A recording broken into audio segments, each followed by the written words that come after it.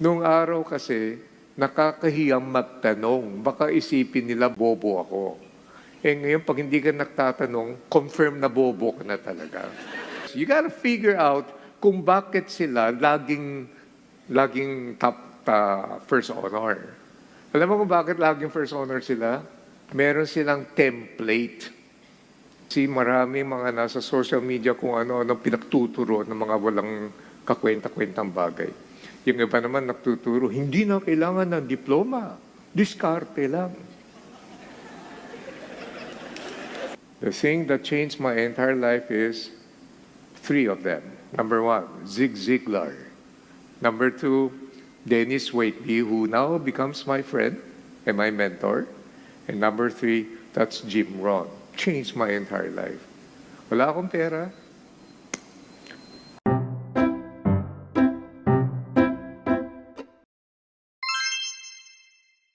I'm going to talk to you about two kinds of learning. One is called active learning. The other one is called passive learning. What is active learning? Active learning is this. Most of us went through that. Ito yan. Pasok ka sa university. Ito yung building ng architecture, ito yung engineering, ito yung commerce, ito yung social sciences, ito yung medical sciences. So yan ang active learning. Pag pumasok ka in your particular field, nandiyan ka. Today, life does not operate that way. There's an interconnection of every field and discipline. There's learning that we can get from different fields. So, let me ask you a question. May kilala ho ba kayong mga kaibigan na laging consistent honor roll student nung nasa high school sila o college? Meron? We hate those people, don't we? Diba? Predictable yan. Every semester, ito na naman ang first honor, yan na naman. So I had this conversation with Dr. Adam Grant. And Adam Grant says, you gotta figure out kung bakit sila laging top first honor. Alam mo kung bakit laging first honor sila? Meron silang template. Ano yung template na yan? Kailangan gumising na maaga, habang nag-aalmusal, nagre-review na ako, pagsakay ko sa kotse, nagre-review, pagpasok sa eskwela, dire-diretso ako saan? Saan? Maaga sa library, review ako. Itong teacher na to, teacher's pet ako, no problem. Itong teachers na to, may problema, sisip-sip pa ako. May template yan eh. Yung mga rebelde, repeater, yung mga baksak, walang template yan. Diskarte lang ng diskarte yan. Di ba? Oo. So, pag sinabi mo sa kanya, what's your name, sir? Angelo. Halimbawa, si Angelo, walang template yan. Pag sinabi mo, Angelo, ano? Finals na bukas. Ano? Bukas? Bukas na ba? Magdi-discarte na yan, di ba? So after 4 years, after what? 8 years, labas na sa college, nag-valedictory address pa yan, pagtapak niya into the world, walang template. Eh yung rebelde, yung siraulo, yung repeater, pagtapak ngayon sa mundo, natural environment nila yan. Sino sa inyo baksak nung araw? Taas ang kamay. O, kita mo, umamin. Umamin. That's the story. Now, watch this. The reason why the top honor students did not do well now is they are afraid to take risk. Okay ba yun? Pero you should see yung mga negosyanteng kilala ko na super billionaires na. Hindi nga nakapagtapos pa ng high school yung iba eh. Grabe sila sa passive learning. What is passive learning? You learn from everything. Yung curiosity tsaka wonder mo, hindi nawawala. Ang kulit-kulit na mga yan. Tanong ng tanong, tanong ng tanong, tanong ng tanong. Always curious because that guy, as an entrepreneur, is always seeking for opportunity. Are you with me? Nung araw kasi, nakakahiyang magtanong. Baka isipin nila bobo ako. Eh ngayon, pag hindi ka nagtatanong, confirm na bobo ka na talaga. You have to ask. Now, but you have to be careful. Passive learning means, darating na Olympics, meron kang matututunan na leadership lessons sa sports eh. Let me give you an example. What is the highest award given in an Olympic tournament? What is the highest award? Overall highest award, it's not gold. Gold is a dime a dozen. The highest award is called Rupert Cooperton Award. The guy who started Olympics. That is for the best display of sportsmanship in team, whether that person wins or not. Some people don't even know it. But when you begin to understand, oh nga pala, no, Olympics is not just about winning. It's about how you play the game. So you begin to learn things, and you can use that in business. When I was in garments, tinanong ko yung designer namin, sabi ko, ba't ang ganda ng ating collection ng summer colors? Ang sagot sa akin, I was 30 years old. He was 60 years old. Sabi na, boy, upo ka. Yes, sir. Alam mo yung mga matatanda, iniiwasan ng mga bata nung araw. Kasi yung mga matatanda, nakakalimutan niya yung mga storyan nila. Diba? Uulit-ulitin yung story.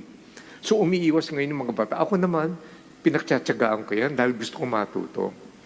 Kaya pagka magkasama kami, sasabihin niya, alam mo, noong 1950 plus, naku, layo pa. Kasi 1985 kami, layo pa. Maraming kwento pa yan. Guess what I learned from him? Tinatanong mo nga pala kung saan ko kinuha yung mga kulay ng mga summer color na yan. I got it from tropical fish. Passive learning. When you go into the arts, you go into sports, you go into literature, basa, basa, basa, basa. You're learning.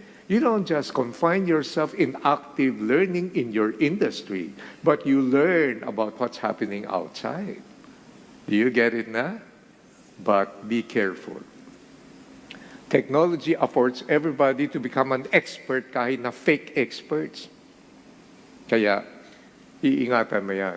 Kasi marami mga nasa social media kung ano-ano pinagtuturo ng mga walang kakwenta-kwentang bagay. Yung iba naman nagtuturo, hindi na kailangan ng diploma. Diskarte lang.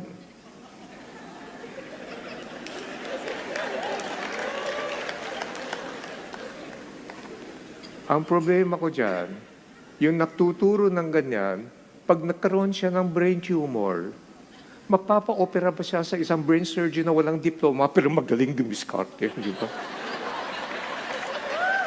Doesn't make sense. Doesn't make sense. Social commerce, the ability to sell through YouTube, online, and everything else, produces two kinds. Yung magagaling, nakafocus sa needs of the customers, innovation, back-end production, and the product. Doon siya nakafocus. Unsexy yun eh. Yung iba naman, they focus on themselves. They become the brand. And so, the advancement and the promotions becomes the person, not the business. It will not last. It will not last. Kaya they have to get desperate eh. Kasi you have to churn out content after content, tapos you have to focus on yourself because you are the one driving the business. No, your business and your customers should be driving you, not the other way around. When you begin to lift yourself up more than the business and the customers, you're going to be in trouble. Hindi sustainable po yan. One thing I learned from the great business philosopher Jim Rohn was this. I mean, formal education, active learning, can earn you a living. But self-education can earn you a fortune. Sabi naman ng iba, so ano ang gamit ngayon na pag-aaral? And true enough, maraming mga bagay na tinuturo ngayon masyadong obsolete na. I graduated top in my school. Kaklase ko pala yung kaskwela ko pala yung host natin. I graduated top in my school. I took up business. Kung ginamit ko sa mga negosyo ko ngayon, napag-aralan ko nung araw, matagal na kami naksara. Some information will turn out obsolete. So what's the use of going to school now? They still don't get it. The reason why we go to school is to learn how to unlearn and how to learn. The development of the discipline of study, kaya kung puro copy, cut, paste lang, they missed it. It's learning how to do research, how to interact with people and everything else. Now here's the funny thing. Can I share something personal with you? Can you promise me after I say this, you will keep it to yourself? Pag kumalat sa labas yan, siguradong galing sa inyo yan. Ha? So, it took me 6 years to finish high school. Yan. Tinalo lang ako ni Chinky eh. Sa kanya, 7 years eh. So, it took me 6 years to finish high school. O bakit? Mabilis ako ma-board eh. I'm more of a creative guy eh. Pag mahina mag-lecture yung teacher, wala na, zoned out na ako. And so, the woman who will become my wife one day, she was in first year high school. I was second year high school. When we both became second year high school, I waited for her. Wala, baksak, di ba? Third year, she graduated. Fourth year, she went to UST. I decided to review my subjects again. Di ba? Repeater. Pagpasok ko ngayon sa college, I said, napakabobo ka talaga. Ako rin pala ang nawalan. Kaya ako bumawi sa college dahil sa tinding kahihiyan. But I discovered the way. Yung wife ko, marami siyang mga auntie galing China. Ang liliit na mga yan. Pero ang iingay. Nag-emergency meeting ba naman sila? Ako yung agenda. They were convincing my wife to leave, my girlfriend then to leave me. Sabi niya, how are you gonna give your entire life to a loser who can't even pass high school? So, you don't blame them. They met good, di ba? Pero ngayon, yung iba, buhay pa. Buhay pa yung iba.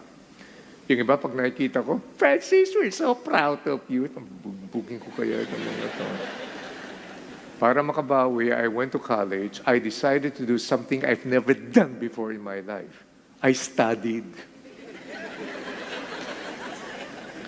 Sumikat ako sa Garments, Company B. Ang unang trabaho ko, takabihis ako ng mannequin sa show window. So what? Wala namang hanap buhay na nakakaya. Di ka naman nagnanakaw. That's why Rubina go kong way and hardly see would laugh and say, I remember you were still fixing my mother's window in Ermita and now we're listening to you. The thing that changed my entire life is 3 of them. Number 1, Zig Ziglar. Number 2, Dennis Waitby, who now becomes my friend and my mentor. And number 3, that's Jim Rohn. Changed my entire life. Wala akong pera. I will talk to the Ilocana and say, kailangan ko yung books. Books at that time was 600, 800 pesos. We can't even buy snacks sa sobrang higpit ng budget. Pero when it comes to books, release siya ng budget. Tapos siya naman na magsasacrifice. Kaya importante sa negosyo, yung husband and wife are supportive of each other. How many mo you are with your wife now and with your husband? Yan. Next question. How many among you are married? Taas ang kamay. How many among you are happy? Nabawasan. There's got to be support from each other. Huh? So, 7 minutes na lang siguro. What you and I need to do is to make sure that you get mentoring, you get proper education, you get the right information, but yes, I train the top executives of different companies. Here's my conclusion. I cannot teach anyone. I cannot make people learn. I can only teach. Let me repeat that. I cannot make people learn. I can only teach. Kaya nga, may usapan sa Amerika. In English, it goes this way. When the student is ready, the teacher appears. Kaya in my seminars, there are 2 kinds of people. One kind of them would say, oh, alam ko na yan. Wala naman bagong tinuro. I've heard that before. Sure. The other one would say, dami tinuro, paano ko maalala lahat? But if I can just work on 1 or 2 things that I've learned, it will radically change the quality of my life. It's worth the investment. Kuha? And by the way, ang sagot ko dun sa una, kahit na narinig mo na, pero kung hindi mo naman pinapractice, bago pa rin sa iyo, bugoy ka. You get it? So, while you're networking here in this organization, make sure that you attend seminars and education and learning, and you read books, and stay away from those crazy people in LinkedIn and also social media na puro, di naman kailangan mag-aaral, 19 years old lang ako, milyonaryo na ako. Ano mga ganon? Gusto mo ba maging milyonaryo? Open-minded ka ba? Yung power, ano ka, deodorant, di ba? I never in my seminars say, have an open mind. I will never say that. You know why? If your mind is too open, your brains will fall out. What you and I should learn is critical thinking, ability to control our emotions, mastery of the basics. Ito ang pinakamahalaga. A firm stand on values and ethics. Yung values and ethics, hindi nagbabago yan. Your skills and your talents can propel you to the top, but only integrity can keep you there, or else you will collapse.